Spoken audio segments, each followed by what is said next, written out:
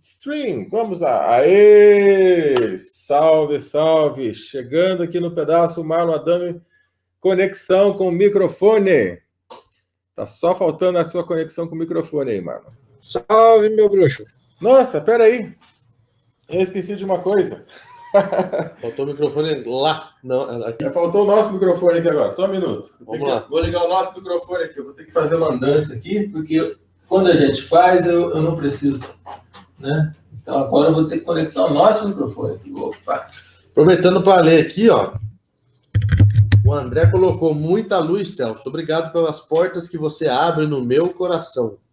E aí a Mari falou, isso mesmo, André. Abrir as portas do nosso coração. Por isso que eu sempre falo a frase, que a luz brilhe em seu coração, porque é isso que precisa. E vamos ter que transformar essa dor numa luz, tá? A consciência, a gente vai precisar aprender consciência, nós vamos precisar aprender muito, e agora nós vamos aprender história. Vamos lá, querido Marlon, muito obrigado. Salve, bruxo, tudo bem?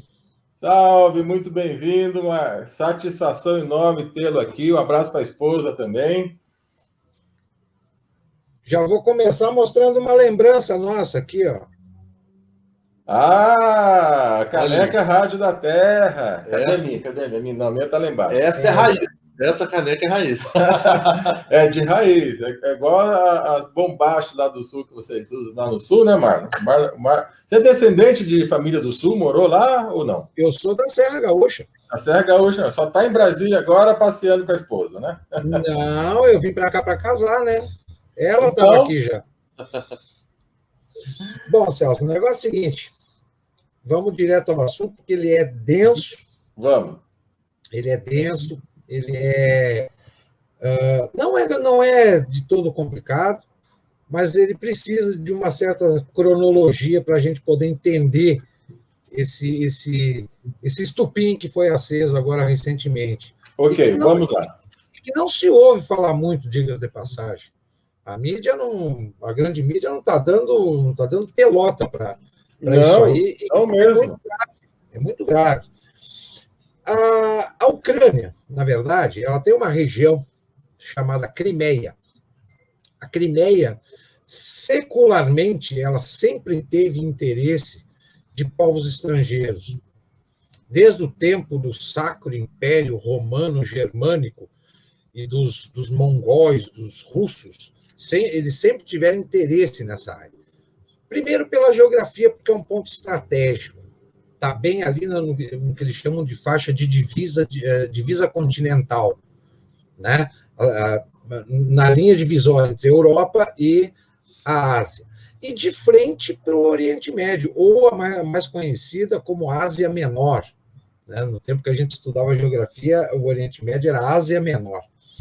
Pois bem, por que o interesse da Ucrânia e da Crimeia, propriamente dita? A Crimeia tem lá uma riqueza mineral, petrolífera, minérios, que faz crescer o olho de qualquer um, tanto na Primeira Guerra, quanto na Segunda Guerra, quanto nas guerras napoleônicas, todo mundo cresceu o olho para o lado da Crimeia. E a Ucrânia sempre foi, desde o tempo do czar russo, o celeiro da Rússia. O potencial agrícola da Ucrânia é algo assim fantástico. Tanto que, na época stalinista, o Stalin promoveu na Ucrânia o que eles chamam de maior genocídio do século XX, que não é comentado também nem nos livros de história, que é o tal do Holodomor. Uhum.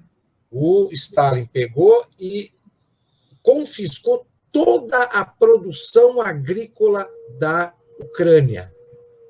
E o povo lá morreu de fome. Foram em torno de 3 a 4 milhões de pessoas que morreram meramente de fome. Não sobrou trigo, não sobrou batata, não sobrou nada. Eles recolheram tudo. Pega qualquer livro de história, ninguém fala da Ucrânia, ninguém fala do Holodomor, ninguém fala nesse grande genocídio que foi esse confisco alimentar do Estado.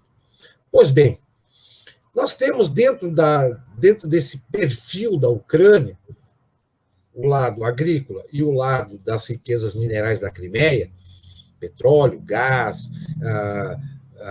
estrategicamente muito bem situada, nós temos aí, a partir do século XX, ou final do século XIX, melhor até, quando começam a fomentar as guerras.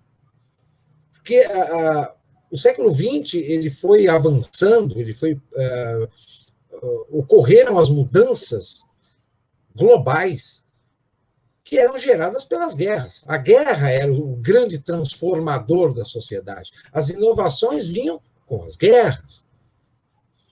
Além, obviamente, do controle populacional, que isso a gente sabe que controle populacional não é uma novidade. Isso aí vem desde o tempo lá da Idade Média, quando a própria Igreja Católica promoveu as cruzadas para fazer um controle populacional da Europa. Tinha muita gente na Europa com pouca comida e pouco trabalho e pouca terra. Então, vamos mandar uma parte para lutar as cruzadas, porque aí a gente estabiliza a nossa crise continental aqui na Europa com um excesso de gente.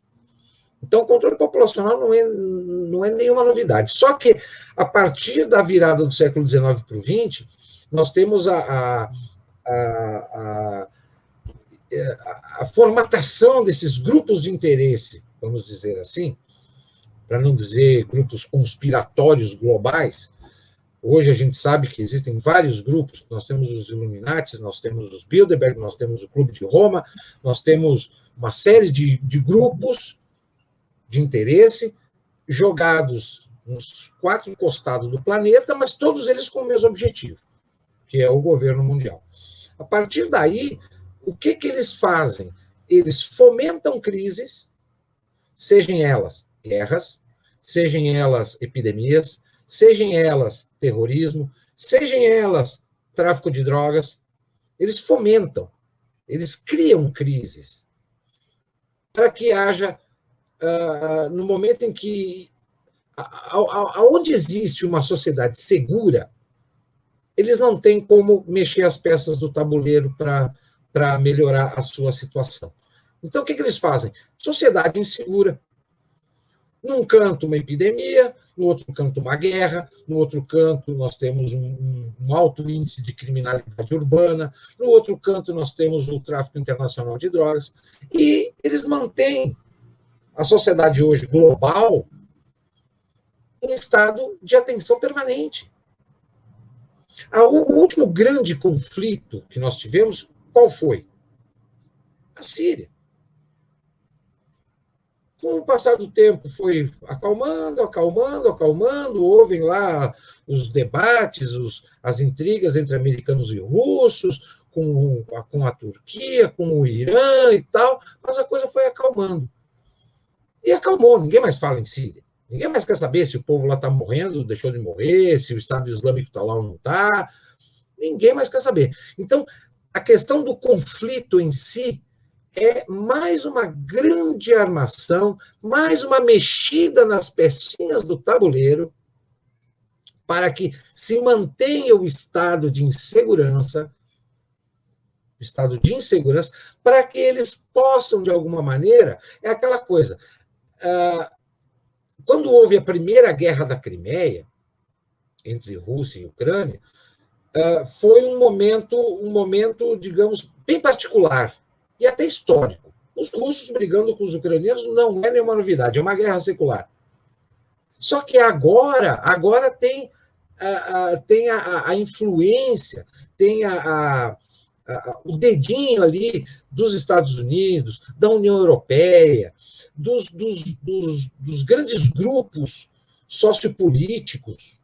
Os Bilderberg estão ali mexendo as pedrinhas no tabuleiro para novamente criar mais uma insegurança naquela região, para que eles possam, de alguma maneira, manter a sociedade global insegura e avançar nos seus interesses. A grande estratégia desses grupos de interesse para fomentar epidemias, para fomentar guerras, para fomentar crises, sejam elas políticas, sociais, não importa, é o que a gente chama a estratégia do bater em retirada, é uma retirada estratégica. Eles cutucam, o vespeiro faz um monte de barulho e eles avançam um pouquinho. Se eles não atingirem o objetivo naquele momento, eles batem em retirada, deixam o pó baixar, e daqui uns 5, 10 anos o povo já esqueceu daquilo e eles voltam a mexer no vespeiro de novo. E assim eles vão fazendo. Essa é uma tática que, é claro que precisa de bastante estudo, bastante reflexão, mas é uma tática utilizada para as crises políticas. O que a nossa política global, ela hoje se encontra 99,9% dominada pela social-democracia, ou famigerada direita da esquerda. Né? Utilizam capitalismo para implementar socialismo. Né? Então, o que eles fazem? Eu vou gerir a sociedade, nós queremos um mundo globalizado, em paz, todo mundo feliz. Só que eles são os primeiros a criar problema, os primeiros a criar insegurança, e, ao mesmo tempo, eles aparecem com o antídoto. Eles criam o problema e aparecem com o antídoto em seguidinha. Se nós formos observar o que está acontecendo, o nosso momento atual, qual é que é? Alguém criou um problema. Meses depois apareceram com o antídoto. Que esse antídoto, até agora, ninguém provou a sua eficácia. É o Sun Tzu. Essa turma que comanda e mexe as pecinhas do tabuleiro, eles estudaram profundamente Sun Tzu, a arte da guerra. Eu me lembro em 2012, quando a dona Dilma, não sei se foi um discurso de posse dela, do segundo mandato, o que foi, que ela disse que nem o Brasil e nem o mundo faria a guerra com armas. A guerra seria da informação. E hoje qualquer canto que tu abre, tem um monte de informação, 95% é lixo, é todo mundo se degladiando, todo mundo um processando o outro, ameaçando o outro, se matando até. O povo está se matando. Está se matando, porque hoje ninguém mais vai dormir sem ter a última palavra e sem ter razão.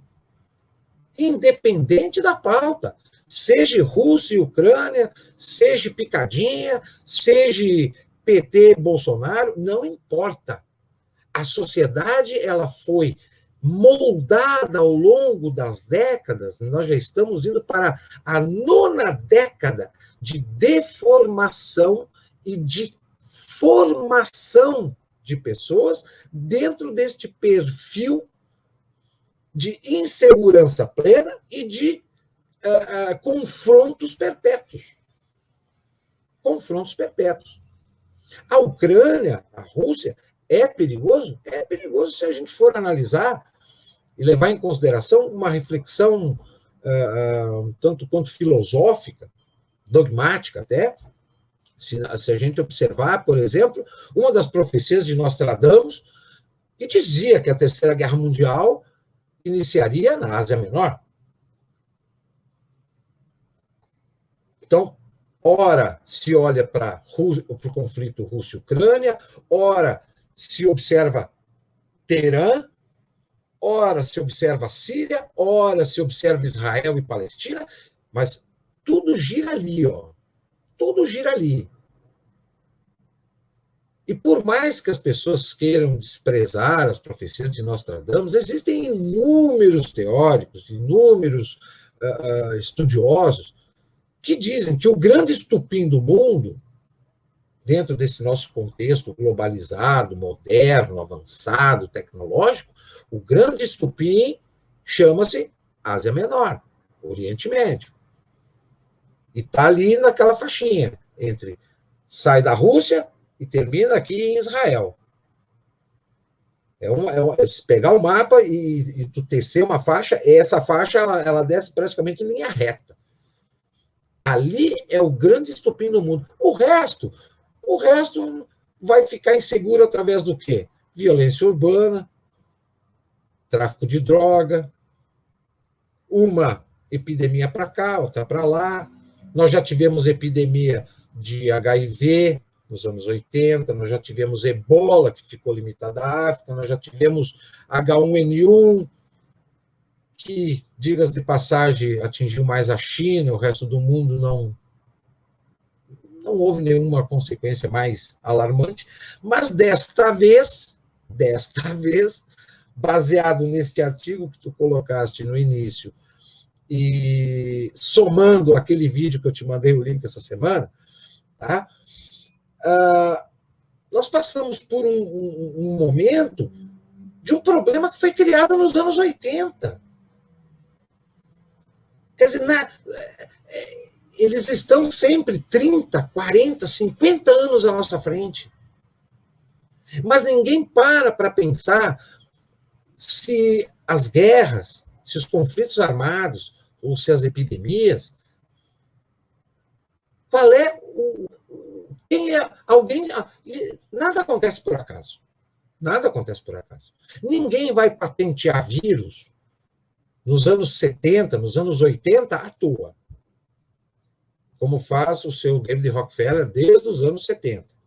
Ninguém vai querer patentear um vírus em pleno século XXI porque ele simplesmente quer ser dono de uma arma biológica, porque um vírus não deixa de ser uma arma biológica. Né? É natural. Não, natural em termos. Não usa pólvora e não tem chumbo, mas é uma arma. Né? Ninguém faz nada por acaso. Alguma coisa sempre tem por trás.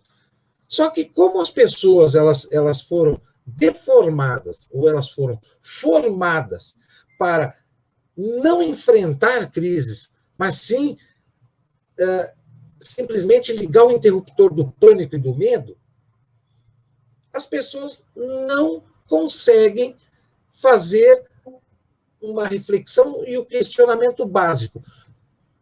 Diga, Estevam. Dentro disso que você está falando para não perder, você tem conhecimento de algum assunto sobre aquela multa trilionária que a China ia receber por conta disso?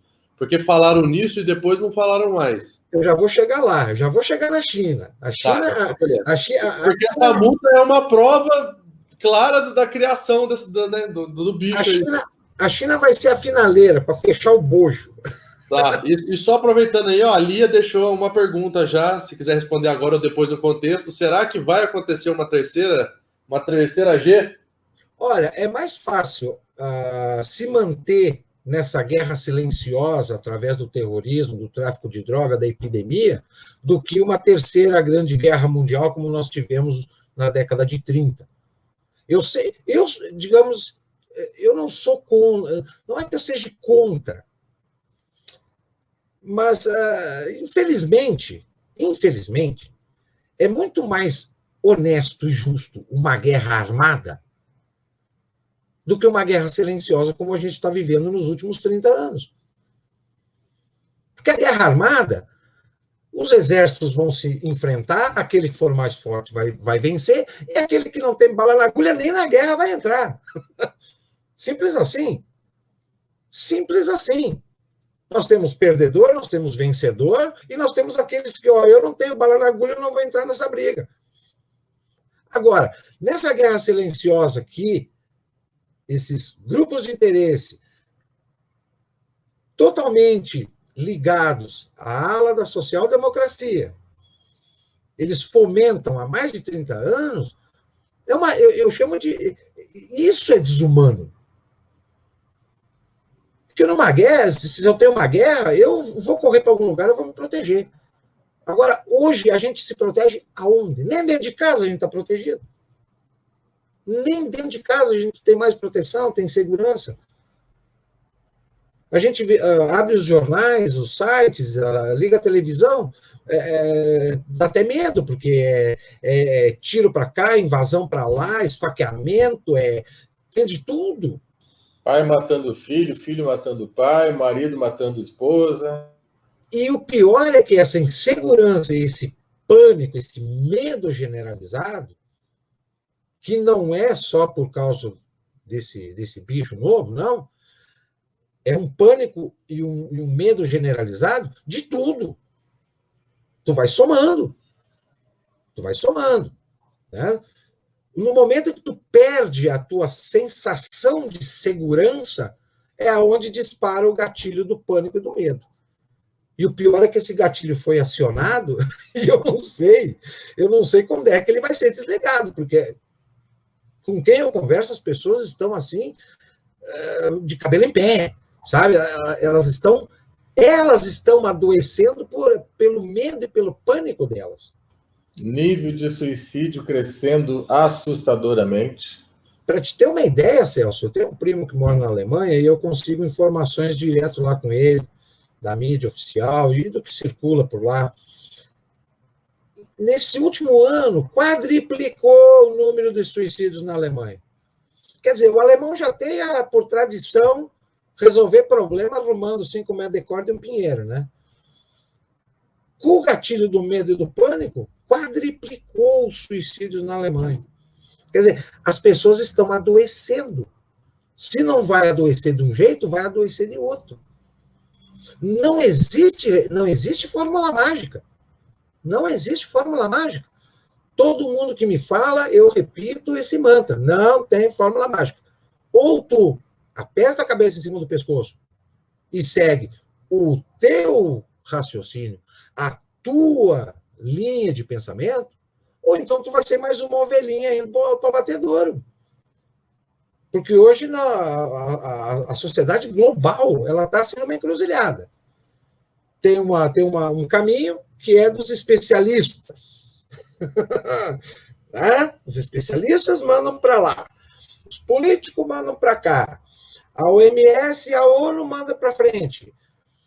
Quer dizer, tu tem vários caminhos e as pessoas estão ali naquela encruzilhada, num pânico generalizado, adoecendo dia a dia, porque elas não conseguem mais dormir, elas não conseguem mais comer, elas não conseguem mais pensar, elas não conseguem mais trabalhar, elas não conseguem fazer mais nada. Justamente por causa de uma estratégia que basicamente envolve o que muitas pessoas chamam de o lado psicológico. Né? A guerra silenciosa, ela chegou num ponto em que ela está entrando na mente das pessoas. Ela não ataca o físico da pessoa, ela ataca a mente da pessoa. E, diga de passagem, eles estão tendo sucesso. Até o momento, eles estão tendo sucesso pleno. Eu não vejo nenhuma saída racional, plausível, se não as pessoas se conscientizarem, primeiro, toda e qualquer crise, guerra, epidemia, excesso de violência, tráfico de droga, tudo isso é um grande planejamento. Todas as crises, independente do modelo, do tipo de crise que for implementado, é planejado. Tem gente por trás? Tem. Tem nomes? Eu tenho pelo menos uns 130 nomes. Eu não vou sair dizendo nome, porque aí nós vamos virar a noite aí, né? Mas tem empresário, tem militar, tem bancário, tem político, tem de tudo um pouco. Essa gente, por mais que as pessoas não queiram acreditar, são esses pequenos grupos aí que dá no máximo em torno de 150 a 200 pessoas que comandam o planeta há mais de 100 anos. São eles. Por que o ebola não saiu da África? Tá? Por que o H1N1 só ofendeu o chinês e para nós aqui não deu nada? Quer dizer, nada é por acaso. Tudo tem um planejamento. E é um planejamento de longuíssimo prazo. Tanto que muita gente que ficou sabendo do início do projeto não está vendo o que está acontecendo hoje. Já, de repente, essa pessoa já morreu. Eles fazem de uma forma tão lenta que tu não consegue acompanhar começo, meio e fim. Nós estamos acompanhando o meio da história deles. O meio. Tá? A China, agora Eu vou fechar, tá? A China, ela, desde do início dos anos 90, lá quando acabou o regime comunista, linha dura chinês, a China se transformou continuou sendo um país comunista politicamente. Mas economicamente, ela é capitalista. Ela usa o capitalismo na economia e usa não é comunismo, socialismo. Socialismo na política. O problema é que quem comanda a cúpula do Partido Comunista Chinês foi dissolvida e quem tomou conta do partidão foram os sociais-democratas. Eles fizeram a grande revolução econômica da China. E esses sociais-democratas, eles sabem que a China sozinha não vai dominar o mundo. Eles tentam dar umas espetadinhas. O Brasil aqui já está fatiado com a China faz muito tempo, os Estados Unidos também. Tem uma série de países aí que os chineses eles estão entrando para dominar, seja comprando terra, seja comprando empresas, seja... Não importa. Só que eles sabem que eles sozinhos eles não têm condições de dominar o mundo. Então, o que eles fazem? Eles estão se adaptando. Eles estão, digamos, ajudando, estão dando provas de merecimento para participar dos grupos de interesse que têm a maior parte das ações desse clube. Né? Nós temos vários clubinhos, né? E a China está fora. Então, ela quer entrar para dentro. Então, ela vai ter que provar que ela tem capacidade para corroborar com os demais integrantes do clube, que querem formatar o quê? O governo global, a Igreja Universal, o Exército Universal, o Banco Universal, tudo centralizado em uma única cúpula de poder. Eu repito esse mantra, eu já sei de cor e salteado, porque eu venho repetindo essa história dos Bilderberg faz no mínimo uns 12 anos, ou mais, sei lá. Bom, desde 2005, faz uns 15 anos, eu comecei mais ou menos junto contigo. Casualmente, hoje, eu vi um vídeo de um arcebispo espanhol que repetiu as mesmas palavras que eu acabei de falar agora. Um arcebispo espanhol, não, mexicano. Arcebispo da cidade do México. Tanto que ele encerra o vídeo fazendo uma oração para Nossa Senhora de Guadalupe. Tá? Repetindo as mesmas palavras, sem trocar uma vírgula. Quer dizer, se um religioso, uma pessoa com mais de 70 anos, um estudioso, chegou ao ponto de ir para a mídia alternativa e falar isso, sem envolver dogma religioso, divino, coisa nem... Não. Com a maior clareza racional do mundo. Então, é porque existe. Provas existem, bibliografia existe, tudo existe para provar. O problema é fazer essa sociedade imediatista pela tecnologia, deformada pelas agendas políticas e, entre aspas, educacionais que foram implementadas não só no Brasil, no planeta inteiro, porque o socioconstrutivismo que forma analfabeto funcional com diploma de doutor, que tem as pencas aqui no Brasil, isso existe nos Estados Unidos desde os anos 70, na Europa desde os anos 80, no Japão desde os anos 90.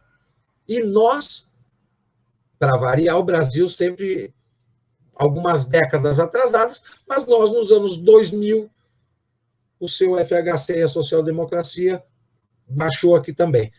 Ou seja, enquanto esse povo que foi formado e deformado não desligar a chave do pânico e do medo e começar a dar um pouco mais de ouvidos para determinadas pessoas e menos para os pseudomestres ou para as pseudas bibliografias que eles injetam goela abaixo como verdade absoluta, as pessoas vão continuar fazendo parte do rebanho de ovelhas que vai seguir em fila indiana para o abatedouro.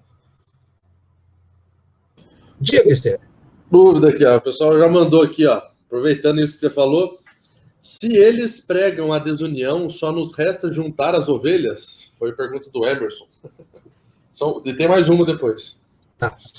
A questão da união, eu sempre digo, eu já venho falando isso há muito tempo, união das pessoas, é claro que é necessário, porque nós vivemos num mundo extremamente individualista.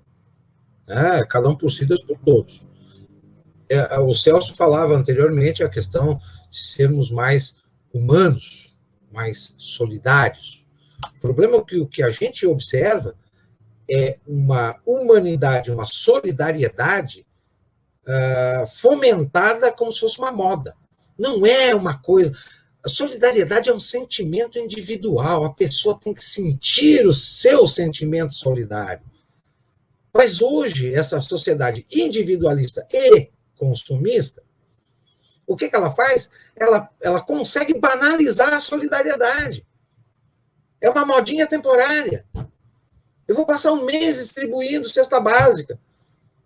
Terminou um mês, ele vira as costas e diz assim, que se dane, morra. Não é assim.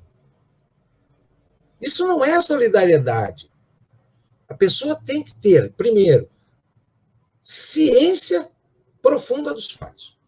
Ela tem que se desvincular de tudo que ela aprendeu, ou de grande parte do que ela aprendeu, ou do que ela apreendeu ao longo do tempo, que é essa deformação que a gente assiste hoje das pessoas. A partir daí, podemos pensar em criar uma união solidária entre as pessoas. Mas hoje, se tu falar em unir as pessoas, o que vem à cabeça? Todo mundo fantasiado de camisetinha da seleção brasileira, bandeirinha verde e amarela, e para a rua fazer circo. Não, não é isso. União teve a Ucrânia, por exemplo, na primeira guerra deles lá com a Rússia, que o povo se uniu e derrubou um governo.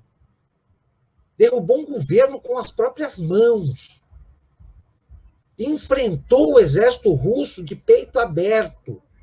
Pegou político e jogou de cabeça dentro de container de lixo. Isso é uma união solidária.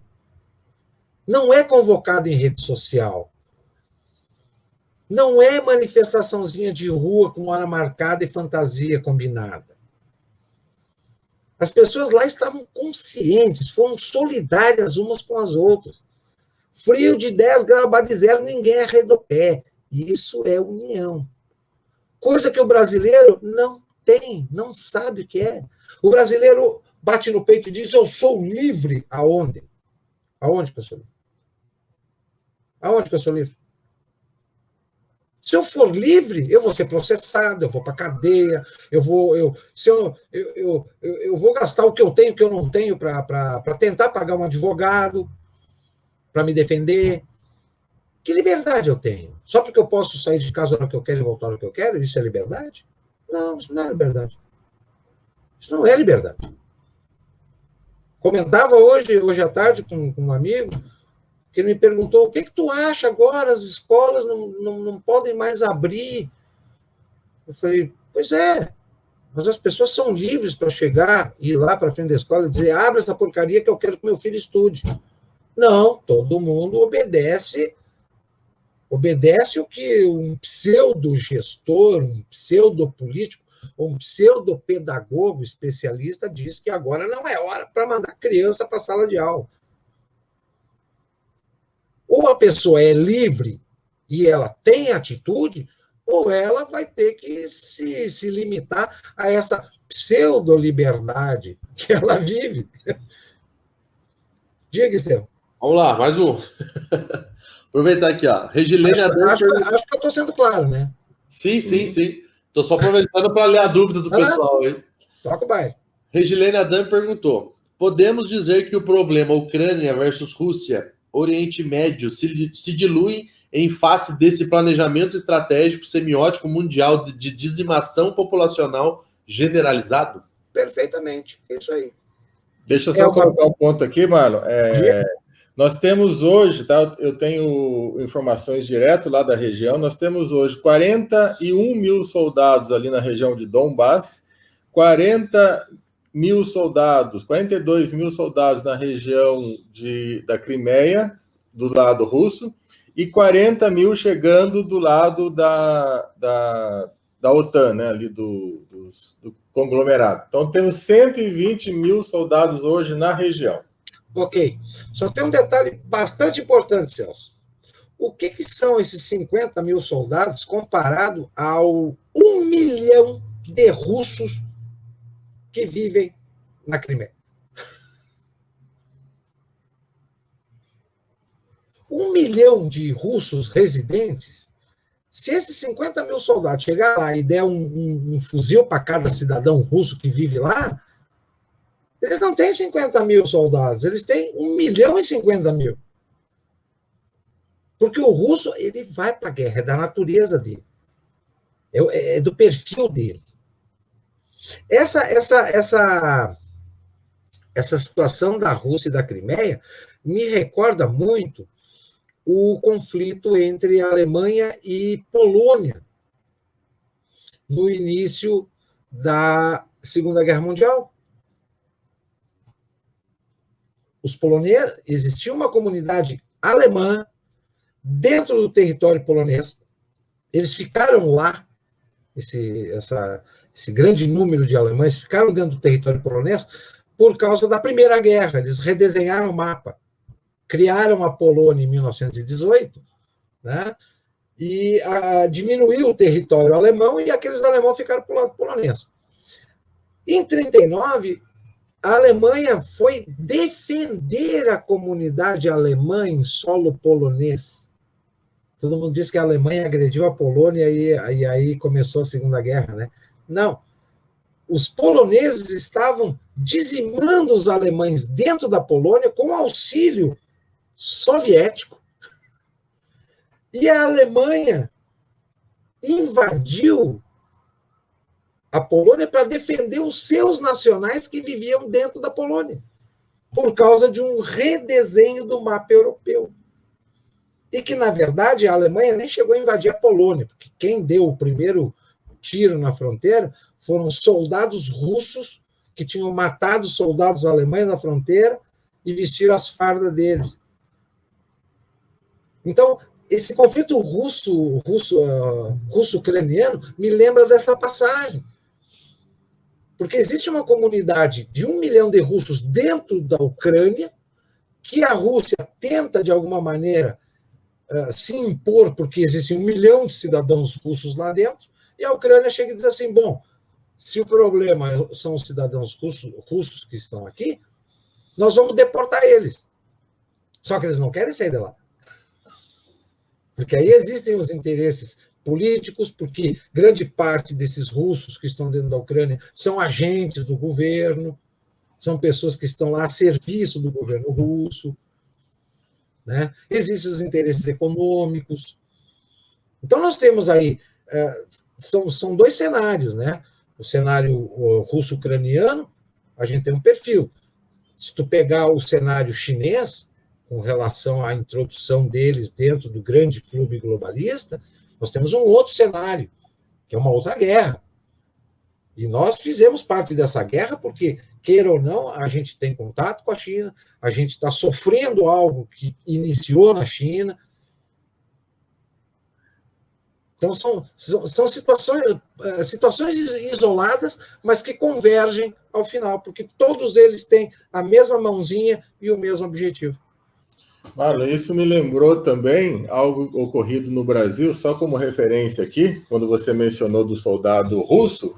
Eu imagino que você saiba disso. Eu nasci e vivi dentro da área militar, conversei com muitos ex-pracinhas, etc, etc, e eles afirmaram para mim que quando um submarino alemão apareceu na Bahia, né, na costa da Bahia, dizendo, se vocês né? Ó, nós estamos aqui, nós podemos invadir o Brasil também. Na realidade, era um submarino, provavelmente americano, disfarçado de alemão, para fazer com que o Brasil entrasse na Segunda Guerra Mundial. Sim. Isso mesmo? Confirma? Perfeitamente. Estratégia de guerra. Estratégia de guerra. Estratégia de guerra. É a mesma coisa. Por que o Brasil entrou na Segunda Guerra Mundial? Porque o Brasil não gostava do Mussolini e não gostava do Hitler. Não, muito pelo contrário. Naquela época, a maior venda, aonde o Brasil mais faturava com venda de produtos para o estrangeiro, era justamente para a Alemanha e para a Itália. Só que o Brasil entrou na guerra por quê? Porque eles não compravam mais nada de nós. O seu Getúlio Vargas foi ele como ditador, né? Ele prometeu que colocaria o Brasil nos trilhos do progresso, e ele precisava de dinheiro, né? Aí os americanos chegaram e disseram assim, a gente te dá todo o dinheiro que tu precisar para fazer o que tu quiser dentro do Brasil, contanto que tu entre na guerra do nosso lado. E aí veio a FEB, aí veio as pracinhas, e aí o Brasil foi lá bater em cachorro morto, chegaram lá, foram mais passear e fazer filho na Europa com as viúvas lá na Itália do que brigar mesmo, porque não tinha mais guerra na Itália, não existia mais campo de batalha, né?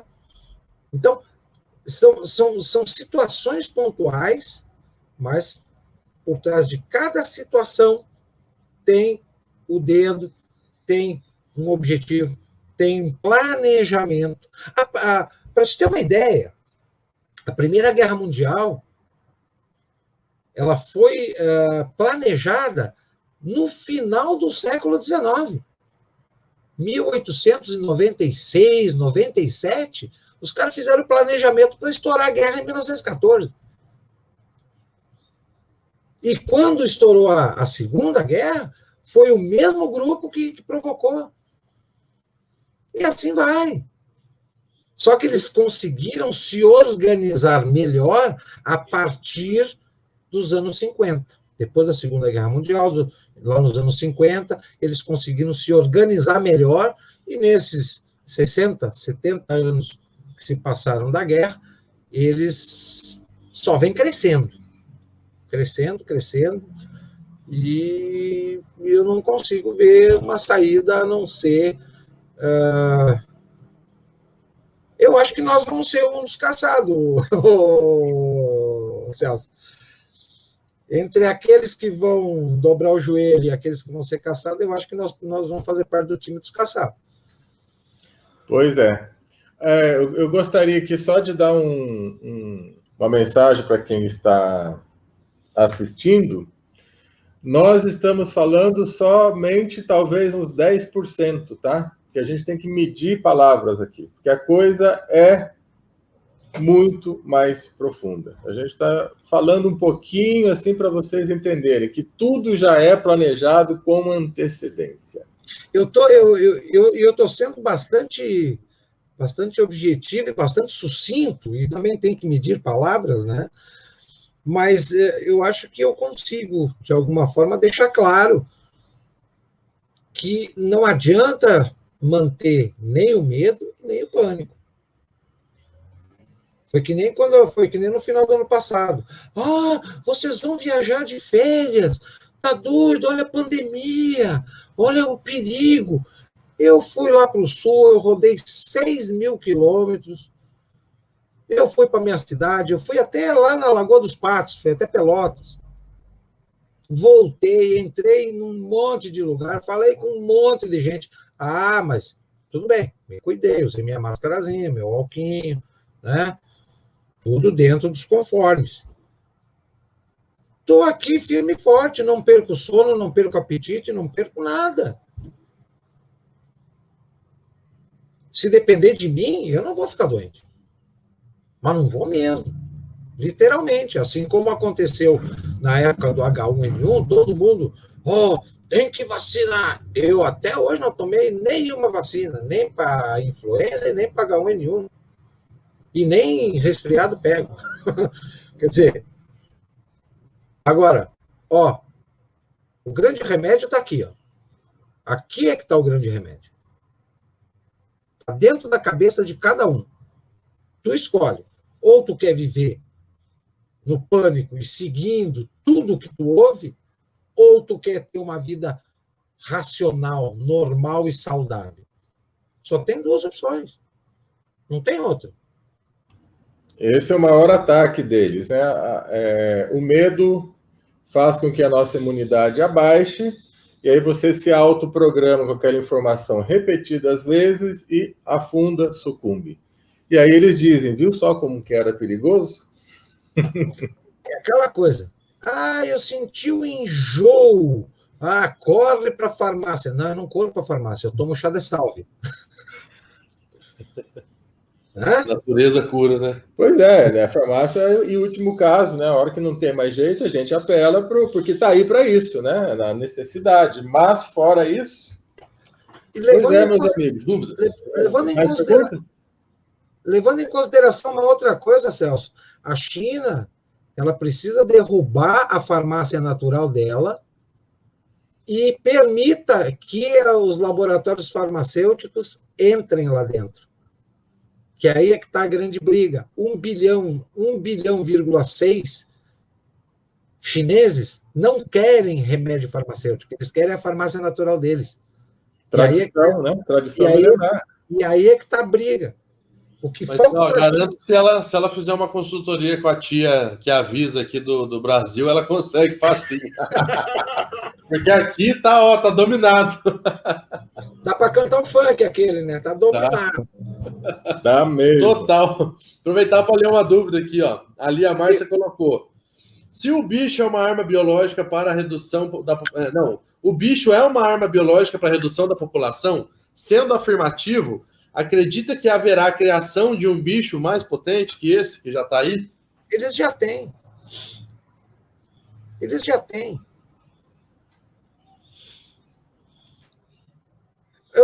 Eu vou te dar um outro exemplo que as pessoas pouco observam.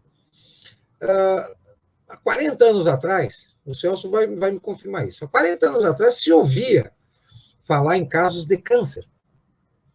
Era um caso que outro, esporádico, pessoas já com uma certa idade, não vou dizer idosos, mas adultos. Né? Mas eram casos esporádicos, tanto que era manchete de jornal. Com certeza. Era manchete. Hoje até bebê já nasce com câncer. Outra arma química que todo mundo usa diariamente, comida industrializada. A comida industrializada, o refrigerante, o conservante que está nessas comidas industrializadas, é isso aí que gera câncer. Aqui em Brasília, para te ter um exemplo, tem o Hospital da Criança só para tratar a criança com câncer. Quer dizer, é para te ver que não são apenas só as epidemias pontuais. Eles também estão fomentando outros tipos de doença de uma forma tão subliminar que as pessoas não notam. E olha há quanto tempo eles vêm fazendo isso. O Luciano comentou aqui sobre a Ucrânia está sendo uma bela cortina de fumaça, né? Porque a Rússia possui FFA. As Forças Armadas deles. Forças Armadas, com mais de 1 milhão de militares. Não, toda guerra bélica, a partir do início dos anos 2000, é cortina de fumaça. Todas elas. É para reduzir população diretamente ou para criar uma situação de insegurança para outros fins que estão por trás. E a relação do Rússia, Turquia, Síria. Hoje teve lá um embate entre Turquia e Síria, tá? 2 caças lá da Síria com 2 caças antigos, F-16 e Mirage 2000, coisa que já é obsoleta.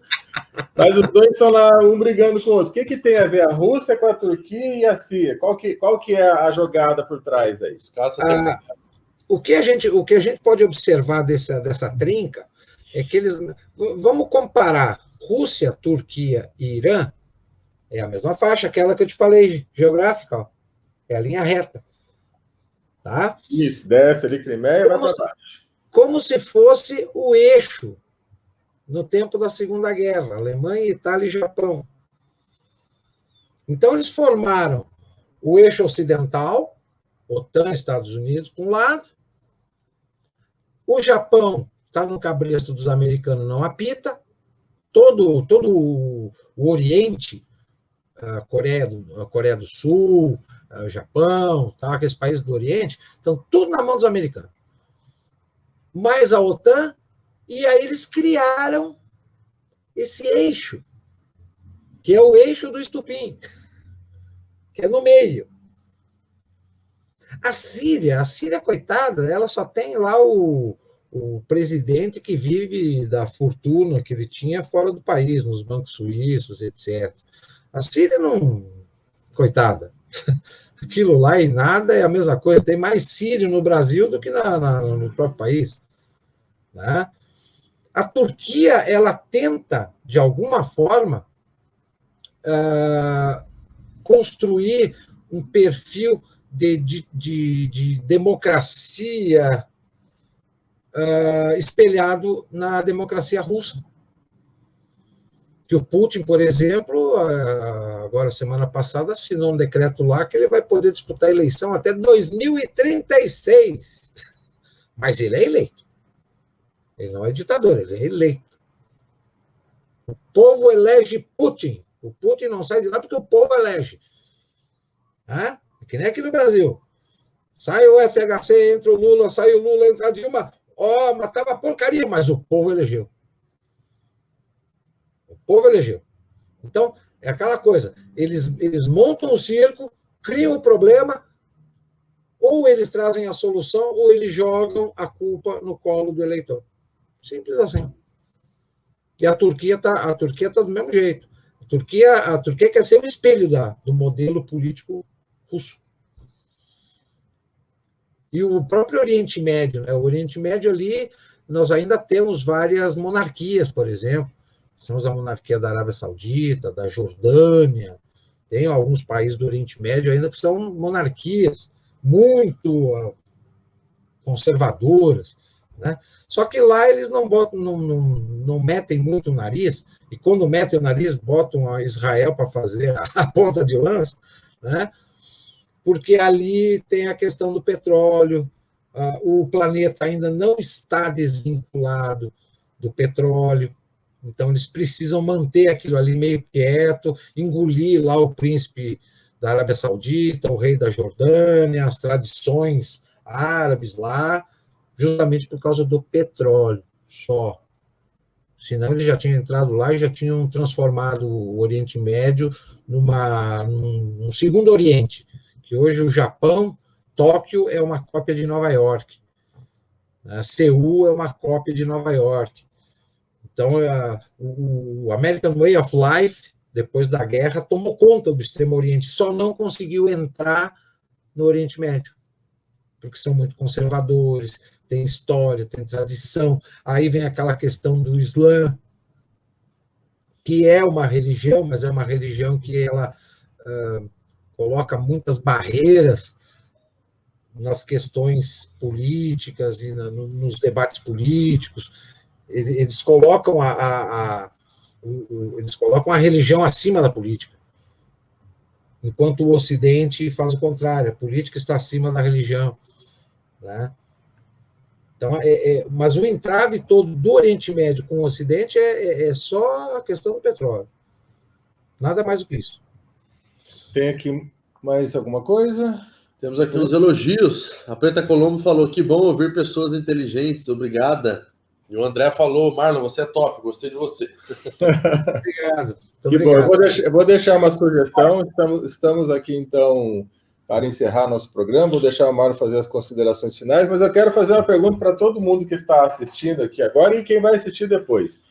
Você gostaria que o professor Marlon voltasse aqui mais vezes para trazer para nós esse conhecimento político, histórico, filosófico, etc.? Se sim, sugira um tema, mas coloque depois no descritivo do vídeo, tá? Aqui no chat isso fica mais difícil da gente ver. Nos comentários do vídeo depois. Isso, depois de postado depois. essa live, você vai lá e comenta. Porque esse chat aqui é só na hora ele some. Depois tem que comentar no vídeo, por gentileza. Tá bom? Então, gostaria muito que vocês colocassem lá. Querido amigo professor Marlon Adami, quero agradecê-lo depois de alguns anos, né, a gente afastado aí devido a diversos problemas já da censura, né, que ainda eu vou um dia chegar e falar tudo aqui, que eu estou esperando a coisa terminar. Quero agradecê-lo esse retorno e gostaria das suas considerações finais sobre a nossa noite. Celso, como sempre, a gente pode ter meio que perdido o contato temporariamente, mas estamos juntos na causa, né? Amém. A gente não somos pessoas literalmente livres e independentes. Livres e independentes. A gente pode perder o contato temporário, mas a gente está ali, ó. Estamos juntos na luta, né? Sempre apostos aí quando o amigo convocar. Aquela coisa, união, né? Se a gente pode se aglutinar em algum lugar para poder engrossar fileiras e, de alguma forma, trazer um pouco de luz no fim do túnel, pelo menos em termos de informação, de conhecimento, de uma forma para que as pessoas tentem despertar, né? Eu estou sempre à disposição.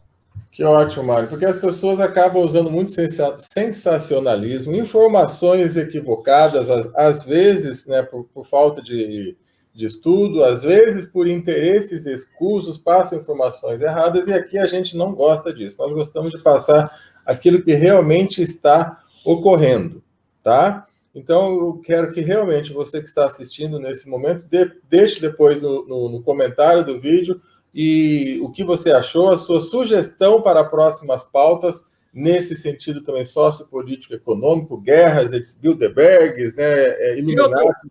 Fica trazendo sistema denso, passamos 15 minutos do horário. Pois é.